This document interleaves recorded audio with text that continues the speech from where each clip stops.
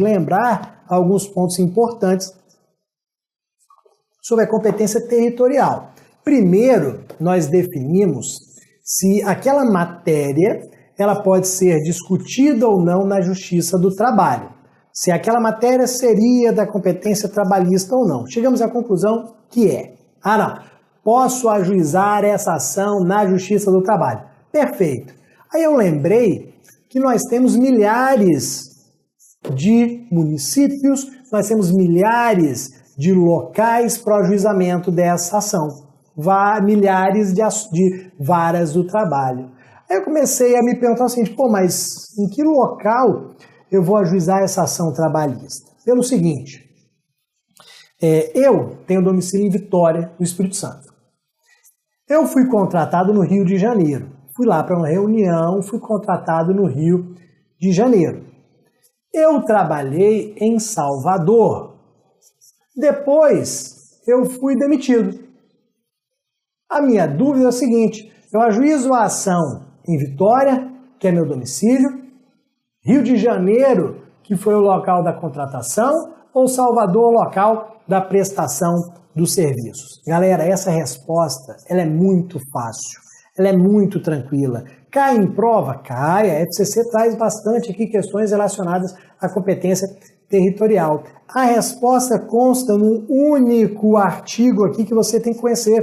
Que artigo é esse, Artigo 651 da CLT. Esse dispositivo você tem que conhecer, artigo 651. Qual é o local do ajuizamento da ação trabalhista? Olha aqui, o local da prestação dos serviços. Local da prestação dos serviços, essa é a nossa regra geral. Então, no meu exemplo aqui, eu vou simplesmente esquecer o domicílio do Bruno. Domicílio do Bruno, Vitória, não estou nem aí. Eu vou simplesmente esquecer que o Bruno foi contratado no Rio de Janeiro, local da contratação, estou nem aí. Se o Bruno prestou serviços em Salvador, vou ajuizar a ação naquela localidade. Isso porque o legislador pensou o seguinte, no local da prestação de serviços é que nós teremos a maior facilidade para a produção das provas. Lá provavelmente estarão os documentos relacionados ao vínculo. Lá estará o local de trabalho, caso haja necessidade de produzir uma prova pericial. Lá provavelmente estarão as testemunhas do Bruno. Então tudo vai ficar mais fácil se a ação for ajuizada lá no local da prestação dos serviços. A prática dos atos processuais ficará muito mais simples se eu ajuizar a ação naquela localidade. E assim fez o legislador. Então, local do ajuizamento da ação, prestação dos serviços. Nas questões de concurso, vocês vão perceber o seguinte, que eles começam a colocar um monte de cidade. Exatamente como eu fiz aqui. Eles vão colocar que o domicílio é no local tal, que foi contratado no local tal, que prestou serviço no local tal. Começou a ler uma questão com várias cidades, pode ter certeza que é questão de competência territorial. Aqui olha um detalhe, pessoal. Eu poderia ter falado o seguinte, prestei serviços em Vitória e Espírito Santo. Fui transferido para o Rio de Janeiro, trabalhei lá. Depois fui transferido para São Paulo, trabalhei lá. Depois fui transferido para Salvador, onde houve o rompimento do vínculo de emprego. Então, trabalhei em Vitória, Rio de Janeiro, São Paulo, Salvador e lá houve o rompimento do vínculo de emprego. Prestei serviço nas 4 cidades. Vou ajuizar a ação trabalhista em que localidade, galera? Continuo falando em Salvador, porque aqui eu vou falar em último local da prestação dos serviços. Nessa hipótese de transferência, nós vamos ajuizar no último local da prestação dos serviços. Perfeito, galera? Lembrem-se disso daqui. Agora, olha o que aconteceu para a gente puxar o próximo tópico aqui. Falei para vocês que eu fui contratado no Rio de Janeiro, fiz uma entrevista lá, fiz uma reunião no Rio de Janeiro, lá fui contratado, assinei o meu contrato de trabalho. Nem li aquele negócio. Depois, com calma, peguei o contrato, comecei a ler e percebi que a última cláusula do contrato falava o seguinte: as partes elegem o foro da cidade de Manaus para o ajuizamento de ações trabalhistas, de ações relacionadas ao presente contrato.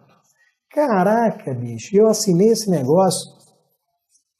Tá escrito que as ações têm que ser ajuizadas em Manaus, porra, bem longe de Vitória. E agora, rapaz, bem longe de Salvador. E agora, será que eu tenho que ajuizar a ação trabalhista em Manaus mesmo? Galera, olha o que acontece.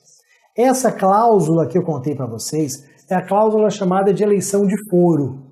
Cláusula de eleição de foro, a cláusula em que eu escolho o local do ajuizamento da ação que decorre de um determinado negócio jurídico, de um contrato ali. Essa cláusula está lá escrita no meu contrato. Eu assinei. Eu vou olhar para ela e vou falar o seguinte: ó, você não vale nada, mas eu gosto de você. Não, você não vale porcaria nenhuma. Essa cláusula aqui não vale nada, não serve para nada. Vejam que essa cláusula de eleição de foro não se aplica no processo do trabalho. Nós temos esse entendimento aqui, ó. Essa cláusula de eleição de foro está prevista no artigo 63 do CPC, mas a Instrução Normativa 39 de 2016 do TST diz que ela é inaplicável ao processo do trabalho. A Instrução Normativa 39 de 2016 do TST diz que essa cláusula de eleição de foro, esse foro de eleição, é inaplicável ao processo do trabalho. Ele não é compatível com o processo do trabalho. Por que ele não é compatível? Porque ela é uma cláusula que modifica aquela regra de competência territorial e é uma cláusula que é redigida por quem? Invariavelmente, pelo empregador. É o empregador que coloca ali o local que interessa a ele. O empregado, precisando do emprego, vai lá e simplesmente adere, assina. Então, nós temos a ideia de que a cláusula de eleição de foro era criada pelo empregador para prejudicar o empregado, para dificultar o acesso do empregado ao Poder Judiciário. Por isso que ela não se aplica, ela é incompatível com o ideal de proteção do processo do trabalho. Ok, galera? Depois, mais um ponto aqui, ó. Nós temos aqui que o critério de competência territorial, ele é um critério relativo. Então, o critério de competência territorial, ele é um critério relativo de competência. O que significa dizer que ele é um critério relativo de competência? Que essa regra, ou a prevalência da regra, a aplicação da regra no caso concreto, interessa às partes. Então, quando eu tenho um critério relativo de competência, aquela regra, a prevalência, a aplicação dela no caso concreto, interessa às partes. As partes são aqui as grandes interessadas no cumprimento daquela regra de competência territorial, daquela regra, aquele critério relativo de competência, ok? Ou seja, para o juiz, para o Poder Judiciário, tanto faz se aquela regra foi ou não cumprida. Então, para o Poder Judiciário, tanto faz receber a minha ação em Vitória, que foi o local da prestação de serviços e que seria o local correto, ou em Salvador. O Poder Judiciário tanto faz. Eu deveria ter ajuizado a ação em Vitória, ajuizei em Salvador. O juiz de Salvador vai pegar aquela ação, vai processar e julgar normalmente. Para ele tanto faz. Mesmo que o juiz do trabalho de Salvador leia a petição inicial, vejam que eu prestei serviços em Vitória, ele não vai poder fazer nada. O mais estranho que ele acha, porra, peraí, o Bruno está falando que prestou serviços em Vitória. Por que ele não ajuizou a ação em Vitória? Por que ele ajuizou aqui em Salvador?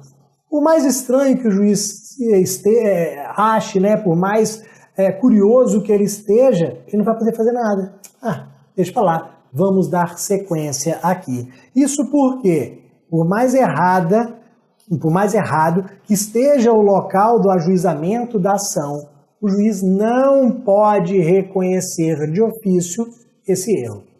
O juiz não pode reconhecer de ofício a incompetência relativa, a incompetência territorial. O juiz de Salvador não vai poder pegar o processo e remeter para Vitória, porque Vitória é o local da prestação de serviço. Nada disso, não pode. A súmula 33 do STJ, que está na tela, traz essa informação. Então, a súmula 33 do STJ diz que o juiz não pode, de ofício, reconhecer a incompetência relativa, não pode de ofício remeter os autos para o local que ele entende correto, que ele entende adequado. O que o juiz tem que fazer, pessoal? Se o critério é relativo, se o critério interessa apenas às partes, ele vai esperar para ver se a parte alega. Então, o juiz lá de Salvador olhou, entendi por que o Bruno ajuizou a ação aqui não. Tinha que ter ajuizado em Vitória, mas tudo bem, vou esperar. Vou esperar para ver se o réu na sua defesa alega essa incompetência. Se o réu na defesa alegar a incompetência de Salvador, pedindo a remessa dos autos para Vitória, aí o juiz de Salvador remete. Então, se o réu na defesa alegar essa incompetência de Salvador, pedindo a remessa dos autos para Vitória, aí o juiz do trabalho remete para Vitória. Agora, se não houver essa alegação, o juiz recebeu a defesa do reclamado. Rapaz, não falou nada do ajuizamento aqui em Salvador, não falou nada, não alegou. Se não houve a alegação, o processo vai continuar até o final em Salvador. Por quê? Porque o réu perdeu a única chance que ele tinha de levar essa alegação ao Poder Judiciário. Houve o que nós chamamos de preclusão. Houve a preclusão. Houve a perda da possibilidade de se alegar essa incompetência relativa. O processo vai continuar até o final na Justiça do Trabalho de Salvador. O réu vai poder alegar depois? Não, perdeu a única oportunidade que tinha. O processo vai continuar até o final em Salvador, ninguém mais tira ele de lá. Ok, galera? Depois, vamos finalizar aqui esse tema competência territorial. Falando aqui de agente ou viajante comercial, que é uma situação excepcional que nós temos no parágrafo 1º do artigo 651. Agente ou viajante comercial, parágrafo 1º do artigo 651 da CLT. Olha por que se trata de uma situação excepcional. Quando a gente fala que o local do ajuizamento da ação é o local da prestação dos serviços, a gente pensa naquela situação em que eu tenho um local fixo de prestação de serviços. Bruno, você prestava serviço em que local? Vitória, Espírito Santo. Beleza, então vamos ajuizar em Vitória, Espírito Santo. Laís, você prestava serviços em que local? No Rio de Janeiro. Então vamos ajuizar no Rio de Janeiro, um local fixo de trabalho. Só que nem todo mundo tem local fixo de trabalho. Tem gente que é agente ou viajante comercial, que não tem local fixo de trabalho. Se você pergunta para um agente ou viajante comercial onde que ele trabalha, ele vai falar, no Sudeste. Eu rodo o Sudeste todo, ora estou no Espírito Santo, ora no Rio, ora em Minas, ora em São Paulo, não paro, ou no Nordeste todo, no Norte todo, Centro-Oeste, Sul, ou no Brasil todo. Porra, esse camarada não tem um local fixo de trabalho. Como é que eu vou definir o local do ajuizamento da ação para ele? O parágrafo 1º tem uma saída. O parágrafo 1º, ele fala o seguinte: primeiro, você vai observar onde está a sede ou filial a que ele está subordinado.